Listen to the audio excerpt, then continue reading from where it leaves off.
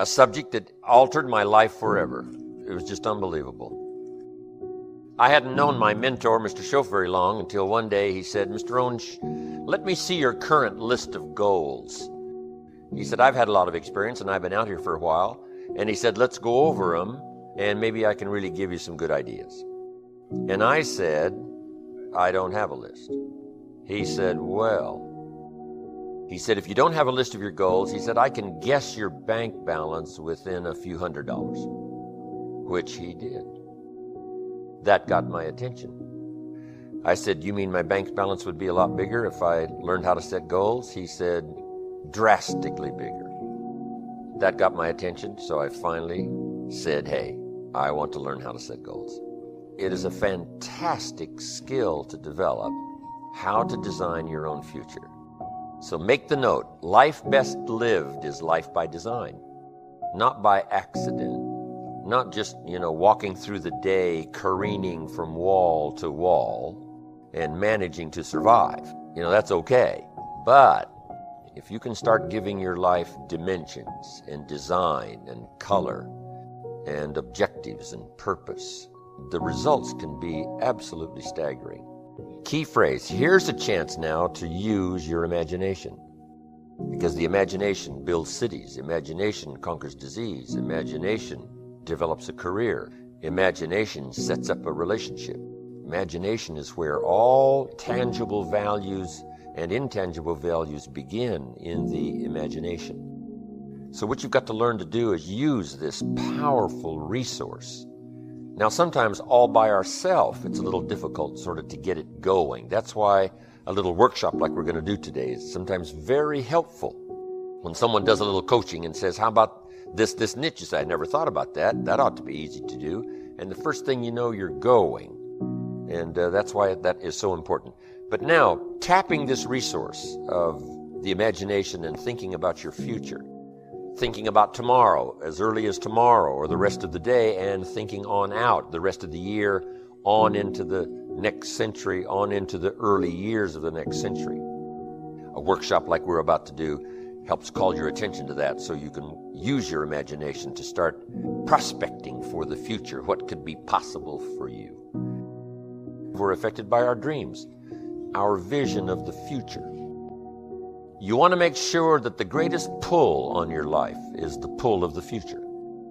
Some people live in the past and let their life be continually pulled and influenced by the past. And yes, we must remember the past and review the past to make it useful to invest in the future.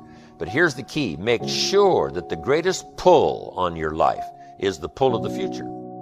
Now, if you're skimpy on your dreams, if you're skimpy on your objectives and your purposes, if that isn't very well planned, then it doesn't pull very hard.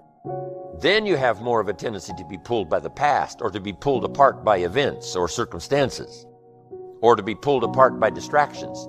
So in order to save yourself from being pulled apart by distractions or pulled back to the past, you want to now start really designing the future so that the greatest part of your attention and focus and pull, like a magnet, pulls you forward into the future to accomplish your goals. But if you're weak in learning to set goals, if you haven't really worked on this that we're going to work on, then that is a solution you need to consider. Goals are like a magnet.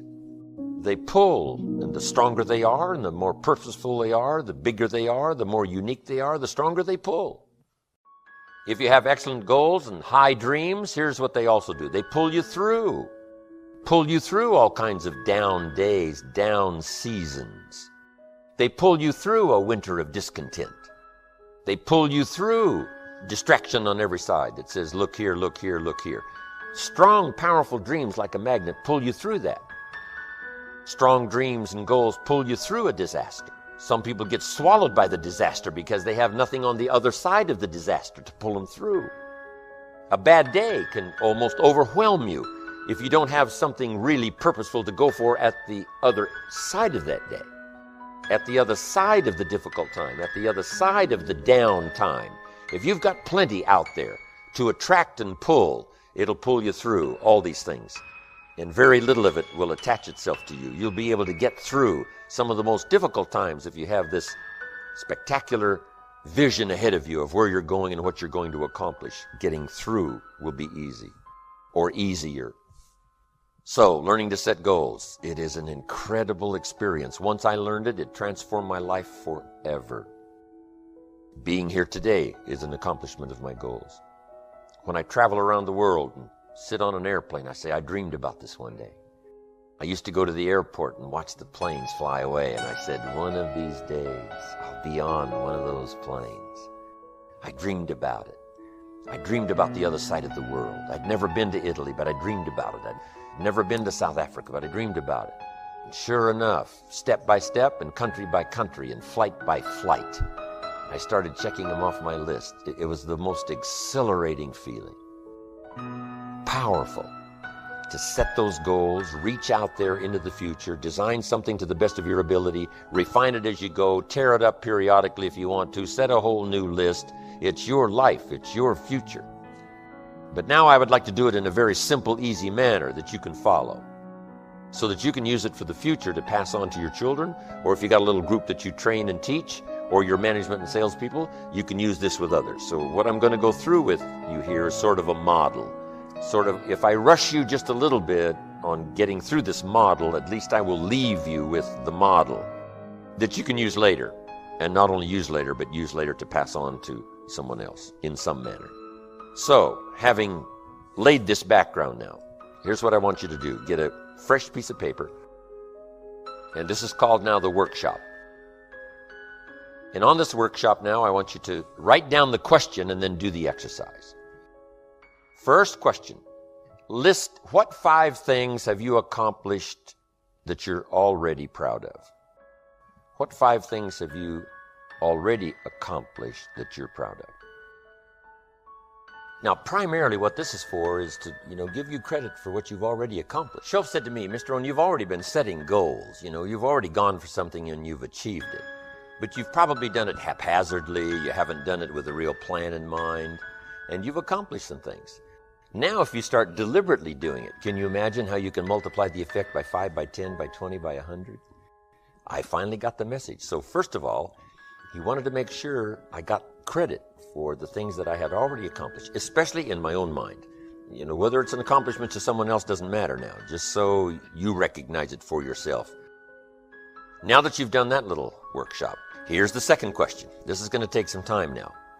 What do you want in the next 10 years? What do you want in the next 10 years? Now, under this, what do you want in the next 10 years? That is the question. I want you to make a list of at least 50 items. Now, here's what I want you to do. I want you to just write as fast as you can. Don't give any much detailed thought to it, of what you want in the next 10 years. And just let your mind run free. Now, also remember this. This is not what you think you can get. This is what you want. If it all fell into place and you could have everything you wanted in the next 10 years, what would you take? If somebody promised you can have anything you want in the next 10 years, what do you want? I want you to approach it that way, because it's not important to think, what do I think I can get? I want you to now think about what you want in the next 10 years. And put them one under the other, not side by side, but one under the other, because we're going to do something with this list when you finish. You don't have to just be shortchanged on this list. I mean, this list can go on and on and on. And if you're working this workshop and you've got plenty of time, you just, give it plenty of time till everybody's pretty thoroughly, ready now with this list. But now here's what I want you to do with this list. I want you to go through the list now, one item at a time, write down the list, and I want you to give each item a 1, a 3, a 5, or a 10 by saying, that's about a 1-year goal, that's about a 3, that's about a 5, that's about a 10. I want you to look at each item, write down the list, and give it a 1, 3, 5, or 10. Now, here's what I want you to do with this list. I want you to look at each item that you've numbered number 1, and I want you to pick out the 4 most important and identify them some way. Either make a new list of the 4 most important 1-year goals, or circle them, or put a star or something beside it. What are your 4 most important 1-year goals? Now that you picked the 4 most important 1-year goals, here's the next question. Why? Why are those 4 goals important to you? What are they going to do for you? What will they accomplish? Why did you pick those? Why? Why are those goals important? Just 3 or 4 sentences. If we don't have time to complete it, you can complete it later. If you have plenty of time doing this workshop, you just take the time. Why are those 4 goals important to you? Okay, put a little star there now. Those little stars mean finish later. Okay, because you can continue on with this, long after this workshop is finished, and then use it as a model to teach. Remember, study, practice, teach. Now, make these notes. Next, when the why gets stronger, the how gets easier. When the why gets stronger, the how gets easier. When people don't have strong, powerful goals, the how is almost impossible. The how is too difficult. How to do it seems like, how can I ever accomplish this? The how starts getting easier and easier when the why gets bigger and bigger and stronger. Now make this note. Purpose is stronger than object. Purpose is stronger than object. Object can be powerful, object can be strong, but purpose is stronger than object. One of your objectives might have been a $1 million home to live in. Here's the big question. What for? And it's the what for that pulls stronger than the $1 million home. A home is a home is a home. But what for? What are you going to do with this place? Well, now we start with the details. And I want you to add this note. It works in communication and it works here too. The drama is in the details. The drama is in the details. Someone says, I've lost 40 pounds in the last 3 months. We say, is that it? Those are the numbers, but what's the detail? How did you feel before? Well, let me tell you what. Now they start the drama by giving us the details. How do you feel now? Wow, what a difference 40 pounds later. And this person starts to describe what it's like now versus what it was like before. The drama is in the details. And this is what you've got to do. A $1 million home? What for? So everybody can see it from the street? That's okay, but there's got to be some more reasons. What do you want to do with this home? And then you start saying, hey, it's going to be the center of activity. You can't believe what's going to go on in this home. And you just keep describing it. And that drama now starts to really tap your imagination. And imagination is the beginning of reality. You can't imagine how close imagination is to reality until you start practicing this craft of turning nothing into something, imagination into tangible, the real stuff. How close is the real stuff? You can't imagine how close. If you start tapping into this resource of your imagination so that your purpose becomes much stronger than the object. The object is powerful and it'll pull, but the purpose is unbelievable. We must all pay the price, but the price gets easy if the prize gets large. The price gets easy if the prize gets sufficient. It's like disciplines. What a small price to pay for good health. What an easy thing to do, an apple a day. I mean, a few things gives you such an incredible return that the price almost disappears. Promise is stronger than object. You got that? The bigger and the more powerful the why, the how gets easier and easier and easier.